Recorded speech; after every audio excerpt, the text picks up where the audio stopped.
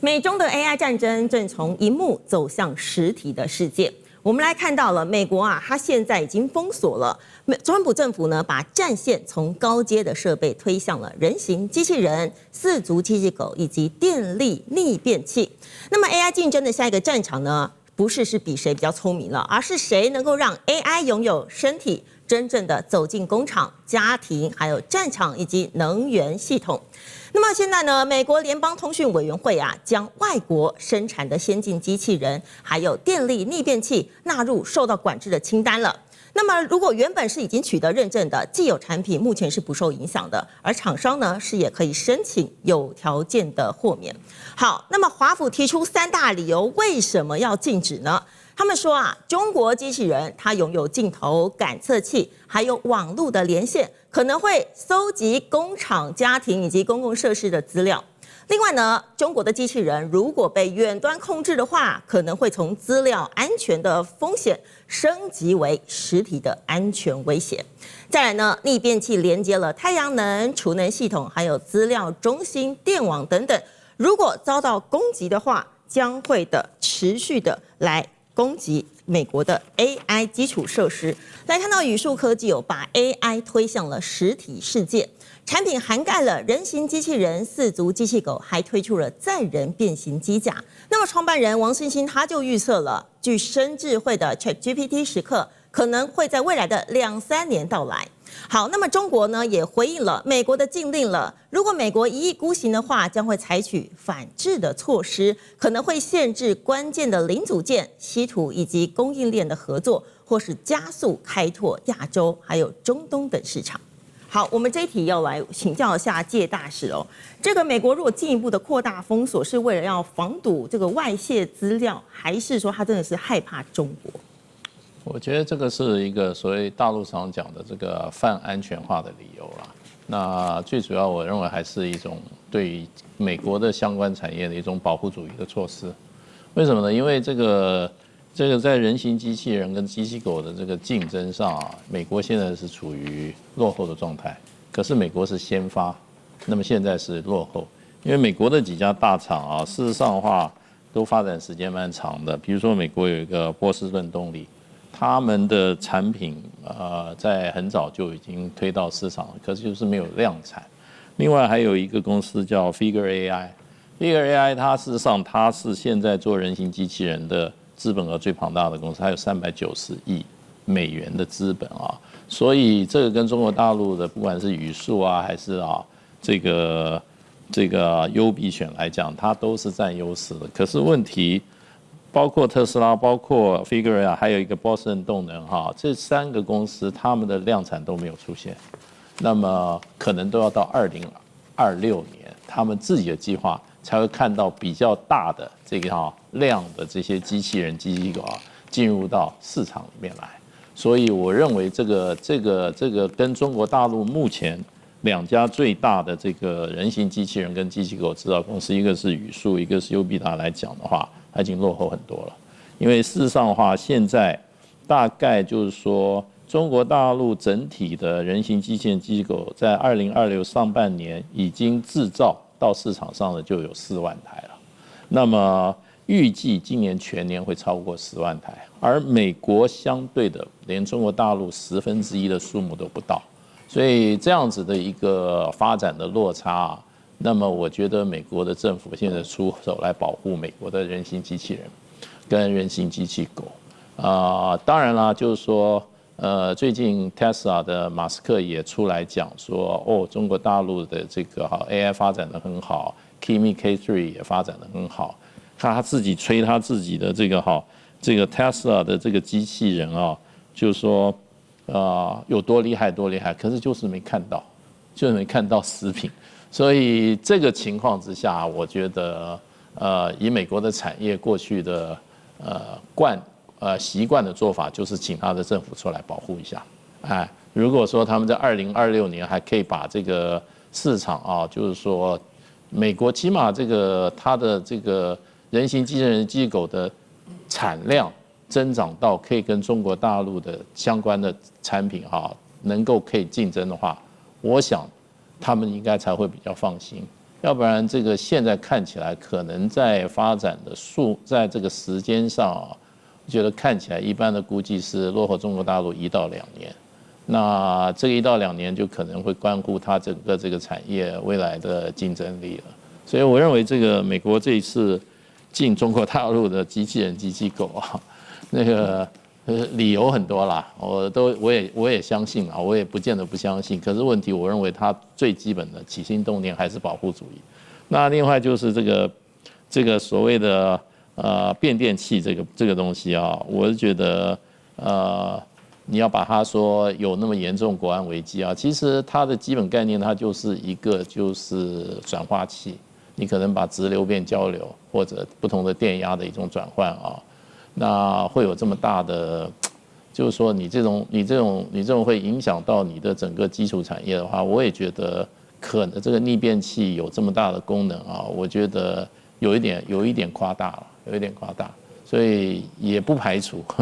也是從產品保護的，就是說保護主義的角度來看，可能找到的理由會比較多一點。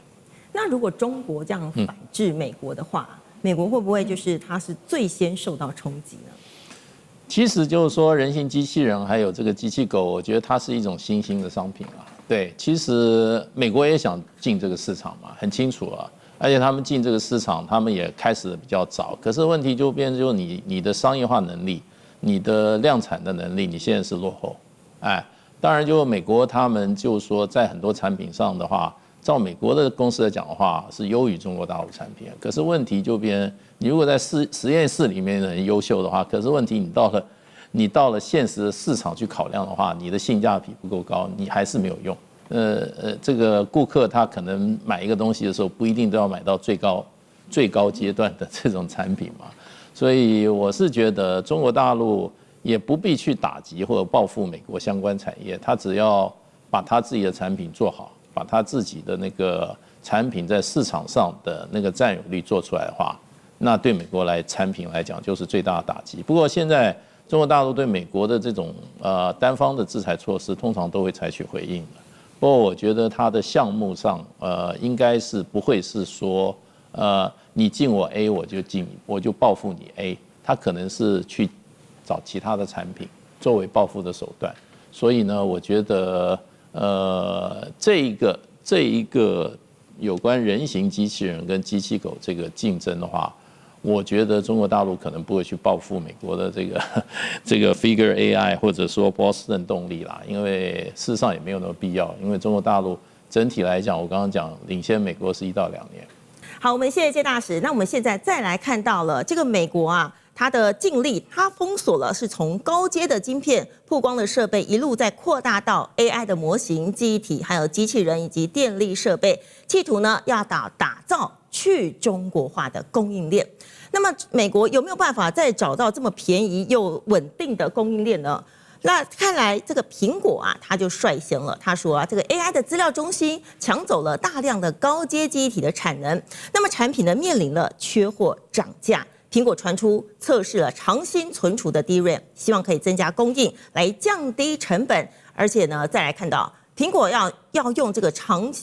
鑫存儲的 DRAM呢，美光還有美國的議員開始反對了，他們要求蘋果禁用長鑫、長江的存儲晶片。那麼另外呢，也暴露了美國去中化的矛盾，要求企業要降低成本，又封鎖能夠提供這個低工地、低成本的產能的中國供應商。好，那麼再來看到了美國阻擋了中國的產品，但是卻無法立刻補上同等的規模、成本還有效率的替代產能。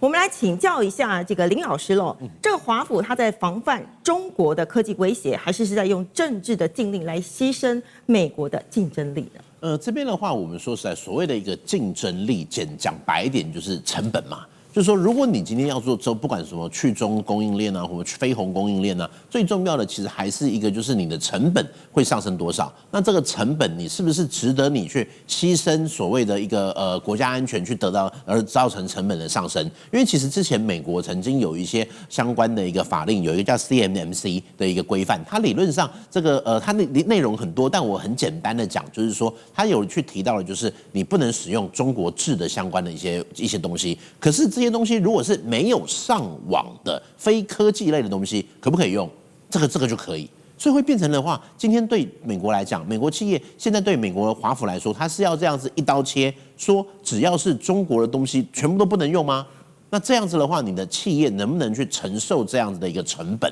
那我們也看到，為什麼川普這段時間以來，他會要求不管日本、韓國跟台灣，我們大家都要去什麼加強在美國的投資啦等等的，也是希望的，就是說希望透過其他國家看能不能去補足一些缺口。可是今天的話，今天中國它能夠在這個供應鏈上面，它能夠去提供給美國的，相對來說就是一個成本較低的一個狀況。所以其實就現在來講的話，我個人會認為，現在說要做到一種全面脫鈎是有可能，可是你美國有這樣的決心嗎？因為你如果真的要做到這件事情的話，你要去付出相當大的一個經濟的代價。那這個經濟代價是你為了我為了國家安全，比如說我們講這個時間拉長一點來看的話，過去的話可能我們講這個美蘇的冷戰。冷戰的話，對美國來講絕對都不能使用，這是天經地義，這不可能使用。那我不可能使用，我自己企業要想辦法去找到出口，想辦法去找到替代的一些方式。但是現在來看，现在還有辦法，在從冷戰結束到現在，全球的一個經貿的發展之下，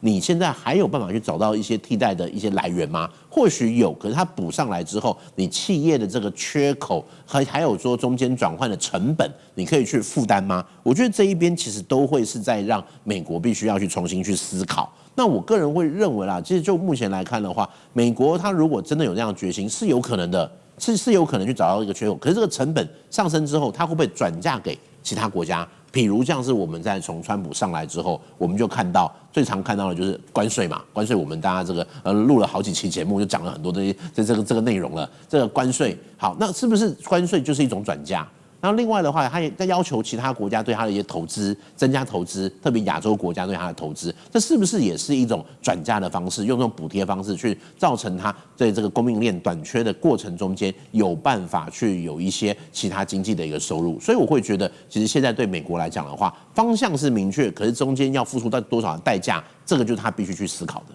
好，我們謝謝林老師哦。那麼現在就在美中的 AI 科技競爭之際啊，現在啊，這個 AI 可能會面臨市場上的泡沫化。我們來看到彭博科技啊，它就模擬了說啊，如果 AI 的投資信心崩塌的話，標普500下跌20%。另外呢，資料中心投資會停滯，全球的 GDP 第一年恐怕會損失1.6兆美元。好，那麼美國的經濟也可能會逼近衰退，台灣和南韓等半導體的供應鏈也將會受到直接的衝擊。那麼另外再來看到中國啊，是開始量產了國產的浸潤式 DUV 那麼的曝光機，首批的設備預計今年交付中芯、華虹以及長興存儲。另外呢，可能會讓中國啊在成熟的製程、記憶體以及機器人的晶片上呢，逐步降低對西方設備的依賴。我們要來請教一下這個戴老師了。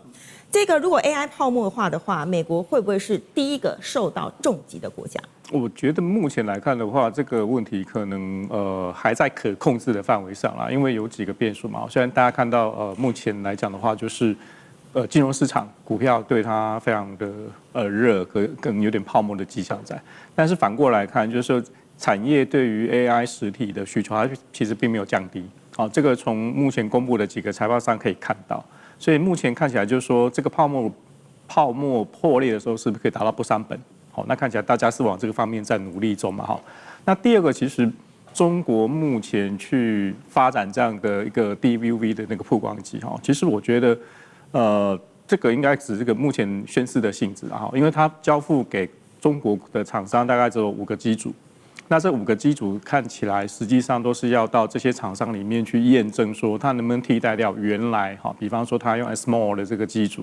它的產線上面是不是有相容性的問題，然後良率是不是有改變哈？所以你不妨把它想作是我研發出來了，我從我自己的實驗室走出來，我現在需要我的 partner 來看看它跟過去的產線用的這些東西是不是能夠相容，設備上是不是都 OK 哈？從這個角度上來看的話，它可能都還需要一個大概